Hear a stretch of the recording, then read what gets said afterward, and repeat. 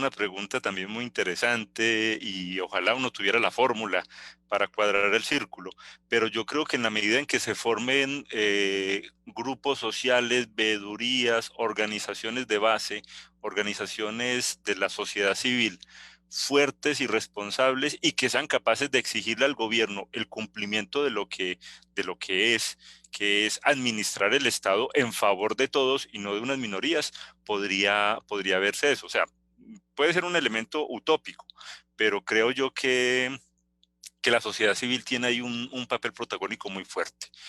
Puede ser perseguida, puede ser señalada, puede ser estigmatizada, pero una sociedad civil, jóvenes, organizaciones, viva, es una muestra de que el Estado funciona y que es posible reducir al mínimo las posibles consecuencias de una persecución política.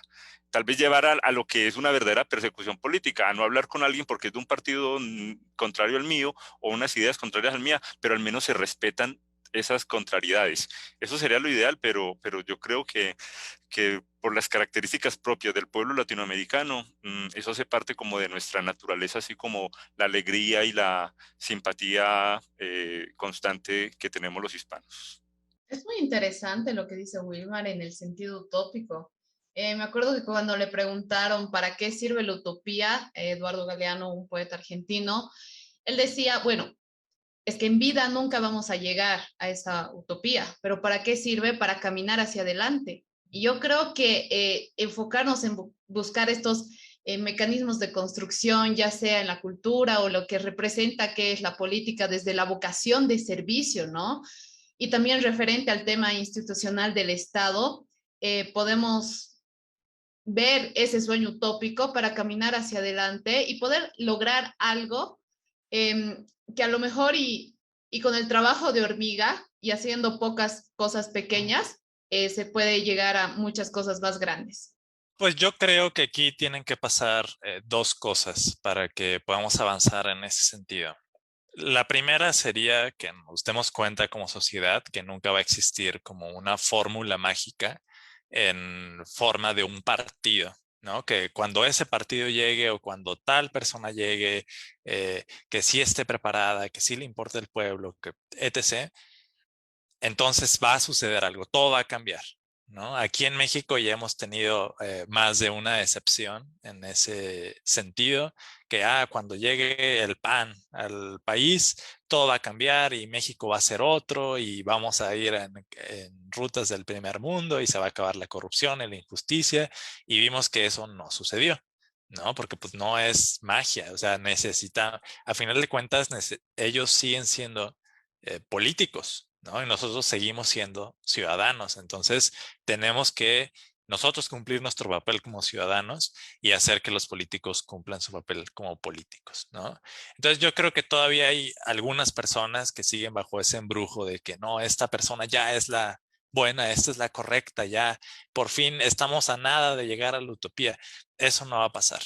¿No? Entonces, mientras sigamos idealizando a estos políticos, o a un futuro político que todavía no ha llegado, que va a ser nuestro Mesías, pues esta situación no va a mejorar porque vamos a seguir esperando sentados, ¿no? No vamos a hacer nada porque alguien más va a llegar y hacer el trabajo por nosotros, ¿no? Entonces, pues darnos cuenta de eso y darnos cuenta de lo que son servidores públicos y nosotros somos ciudadanos, no somos sus fanáticos, no somos sus apóstoles y ellos no requieren nuestra lealtad, ¿no? Más bien ellos nos deben lealtad a nosotros y tienen que hacer un trabajo. Entonces, eso es como la primera parte. Y la segunda parte es, eh, a final de cuentas, si hay bien persecuciones políticas, como decía al principio de esta conversación, que están diseñadas para publicitarse y causar el máximo impacto y que salgan semanas en los medios y, no sé, grabar el juicio contra esa persona y cómo se arrestó. Y aunque hay ese tipo de persecución política, el otro tipo de persecución política tiene como fin que nadie lo conozca, ¿no? Que nadie sepa lo que está sucediendo con esa persona. O sea, si puede pasar por la oscuridad, pues qué mejor para nosotros. O sea, si nosotros no nos enteramos de que mataron a tal persona o desaparecieron a tal persona, o esta persona tiene 10 años en prisión por alguna cuestión que nunca sucedió, que es ilógica, que no se le ha dado el debido proceso, pues eso es mejor para la gente que lo puso en esa posición, ¿no? Porque muchos de esos casos, lamentablemente, solo se mueven a través de la opinión pública, ¿no? Entonces, solo cuando hay una red como de apoyo lo suficientemente grande para catapultar a esta persona a un juicio justo, pues se van a dar las circunstancias para que se le haga justicia a la persona, lo cual es muy triste, ¿no? O sea, porque pues la justicia se reduce a una, parecía que fuera como una encuesta, ¿no? De Twitter, ¿no? Ah, quieren que salga esta persona y solo si tenemos la cantidad adecuada de votos, se le va a dar un trato justo a la persona, ¿no? O se le va a hacer justicia a su familia, por ejemplo, en casos de asesinato. Entonces, creo que un primer paso bastante efectivo sería simplemente, pues, darle voz a estas personas o darle voz a estos casos y darlos a conocer, porque creo que ese sería un primer paso para que se pueda hacer justicia en todos estos casos, ¿no? No dejarlos pasar por la oscuridad, que es a final de cuentas lo que quieren muchas de estas personas que están detrás de estos actos. Ah, es muy interesante lo que dice Alan porque me hizo recuerdo a que creo que aún seguimos con el pensamiento de que un caudillista, ¿no? Del caudillismo, de un caudillista va a venir y nos va a salvar, va a ser el redentor, pero creo que esos aspectos han cambiado un tanto en lo social. ¿A qué me refiero? A que algunas organizaciones juveniles ya no tenemos caudillistas, somos todos. Es como que ¿quién es su líder? No, no tenemos líder, todos nos organizamos. O algunas luchas medioambientales que tenemos o de los derechos humanos, ¿no? Que estamos tan enfocados los jóvenes. ¿Y cuándo va a pasar al lado político eso? ¿Cuándo vamos a ver y vamos a poder romper esa barrera en el lado político? Yo creo que es cuando nos demos cuenta, ¿no? Como decían, que realmente no va a venir un caudillista que nos salve, sino va a ser nuestras acciones las que nos van a salvar día a día, porque la más mínima acción creo que vale más que la más grande intención que tenemos, ¿no? En Colombia hemos tenido también experiencias de caudillismos y caudillismos frustrados.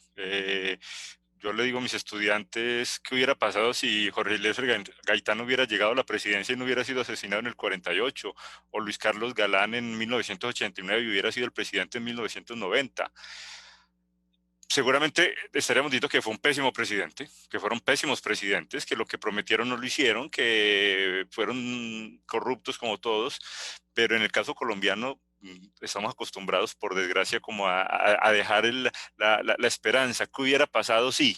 Y endosarle esa solución a personas, a mesías, y en este momento inclusive hasta ese mesianismo lo utiliza ciertos grupos para poder dirigir todos sus ataques contra esa persona y poderlo, ustedes saben que en publicidad y en política evidenciar el enemigo es mucho más fácil cuando lo tengo claro, y eso hacen los partidos, y por eso en Colombia siempre hemos estado divididos entre liberales o conservadores. A mi abuelo era liberal y lo perseguían los conservadores, o comunistas y no comunistas en la época de los años 70. Hoy en día estamos divididos entre uribistas, seguidores de Álvaro Uribe, o petristas, cuando en realidad existen otras alternativas, pero reducen todo como a esos dos aspectos, a un lado o al otro. Y esa es la realidad colombiana, por desgracia. A mí me parece muy interesante ese comentario porque creo que revela como el uso que puede tener, como mirar retroactivamente a otros casos de persecución política muy clara, por ejemplo, en México cuando asesinaron a Colosio o cuando asesinaron a Madero, así que son figuras que se han, pues, en la historia como que se han endiosado, ¿no? Se han elevado y no es por accidente, ¿no? O sea, no es por accidente que estos casos no solamente sean tan sonados por obvias razones, sino que a la persona se le tome como un santo, como un dios, Mártir, como un martirologio. mártir, ¿no? A final de cuentas. Y eso tiene la función de como seguir alimentando ese sentimiento de que no, ya, como si fuéramos un adicto en un casino, no es que ya el siguiente tiene que ser el bueno, el siguiente tiene que ser el correcto, porque si no, o sea, hemos esperado aquí en vano por décadas o por años, ¿no? Entonces, como también desmitificar esos aspectos de la historia y pues ver a las personas como eran, ¿no? Como personas, como políticos normales, que tal vez serían mejores o peores que otros que sí hemos conocido y que sí supimos el final de su historia, pero pues no tratarlos como esta suerte de mitos sobrenaturales.